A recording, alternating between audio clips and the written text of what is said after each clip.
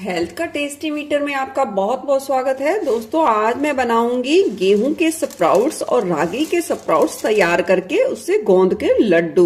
ये नॉर्मल लड्डू नहीं है, ये बहुत ज्यादा टेस्टी बन के तैयार होंगे और ये आपके शरीर में एक मेडिसिन की तरह काम करेंगे जो आपकी रोग प्रतिरोध क्षमता को बढ़ाएंगे और आपके शरीर की बहुत सारी बीमारियों से राहत देंगे। जिसके लिए देखिए मैंने 1 पाव के करीब ये गेहूं लिया था, जिसे अच्छे तरीके से 7 से 8 घंटे के लिए भिगाया और फिर उसका एक्स्ट्रा पानी को निकालकर एक साफ सूती कपड़े में उसे बांधकर 3 से 4 दिन के लिए एक गर्म जगह पर रख दिया। और याद रखें, दिन में एक बार उस पोटली को यानी उस सूती कपड़े को थोड़ा सा जरूर खोलना है और मौसम के हिसाब से हल्का सा पानी का छींटा जरूर मारना है। इसी तरीके से रागी के स्प्राउट्स तैयार करने हैं और इसी तरीके से गेहूं के स्प्राउट्स बनाकर तैयार करने हैं। ये देख सकते हैं कुछ इस तरीके से बनके तैयार होंगे। फिर उसे नेचुरल तरीके से धूप में फैलाकर दोनों चीजों को अच्छे तरीके से 2 से 3 दिन के लिए तेज धूप में सुखाना है। और ये देखिए सूख के अच्छे तरीके से आप देख सकते हैं तैयार हैं। और इसी तरीके से ये रागी के स्प्राउट्स भी मैंने तैयार किए हैं, जिसे अच्छे तरीके से ये देखिए ये सुखा के तैयार कर लिया है। आप गोंद के लड्डू के लिए रेशो आप अपने हिसाब से कर सकते हैं, दोनों आधा आधा ले सकते हैं या गेहूं की मात्रा ज्यादा या रागी की मात्रा ज्यादा या कम ज्यादा कर सकते हैं। तो चलिए अब हम इसे दोनों चीजों में मिक्सी जार में डालकर इसका आटा तैयार करेंगे। गेहूं का स्प्राउट्स का आटा बना के तैयार कर लिया है, इसका हम सारे का ही यूज करेंगे। तो डाल दिया है बर्तन में। यहाँ रागी को भी पीस लिया है, रागी को हम थोड़ा कम यूज करेंगे, थोड़ा सा मैंने बचा लिया है। आप रेशो यानी कि मात्रा अपने हिसाब से कम ज्यादा डिसाइड कर सकते हैं। दोनों स्प्राउट्स आटा तैयार करने के बाद यहाँ मैंने गोंद ले ली है। ये 100 ग्राम के करीब गोंद है, जिसे मिक्सी जार में डाल लिया है। मिक्सी जार का ढक्कन लगाकर इसे भी बारीक पीसकर एक साइड रख लेंगे। चलिए कुछ इस तरीके से गोंद को पीसा है। अब बढ़ते हैं नेक्स्ट प्रोसेस की तरफ। अब कढ़ाई में डालेंगे घी। घी गर्म होते ही डाल देंगे बादाम, भुनेंगे, हल्का सा फ्राई करने के बाद निकाल लेंगे। डालेंगे काजू, इन्हें भी फ्राई कर लेंगे। यहाँ मैंने आधी आधी कटोरी के करीब ड्राई फ्रूट्स का माप के हिसाब से इस्तेमाल किया है। आप अपने टेस्ट के अनुसार थोड़ा कम ज्यादा भी कर सकते हैं। हल्के से गुलाबी हो गए हैं, निकाल लेंगे।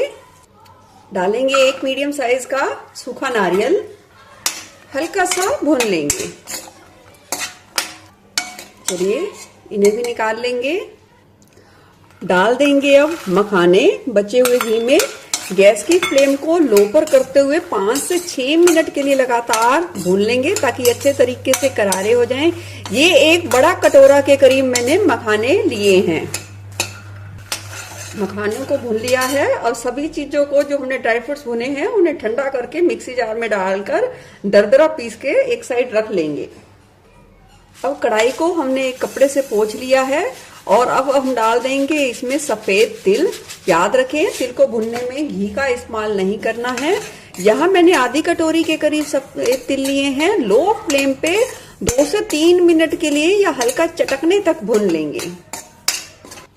2 से 3 मिनट में ही तिल भी अच्छे तरीके से चटक गए हैं। अब हम इसे भी निकालकर एक प्लेट में रख लेंगे।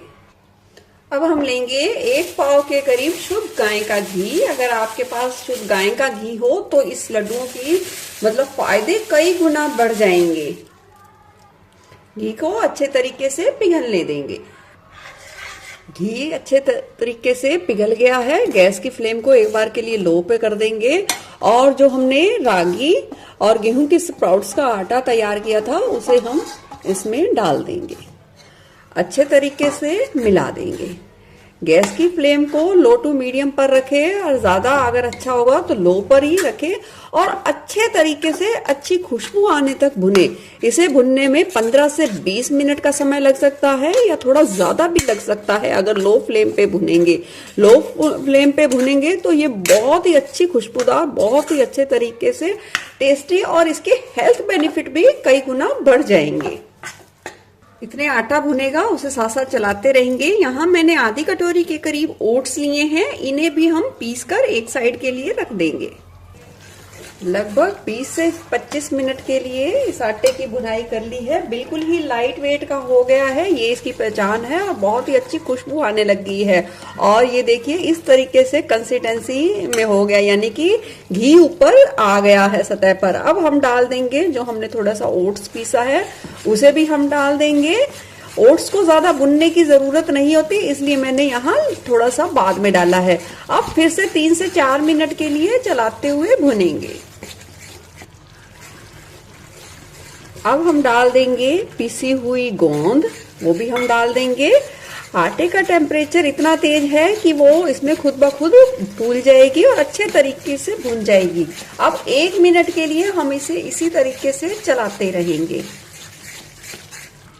गोंद भी अच्छे तरीके से फूल गई है। अब हम इसमें डाल देंगे आधी कटोरी के करीब, यानी कि 125 ग्राम के करीब खोया यानी मावा।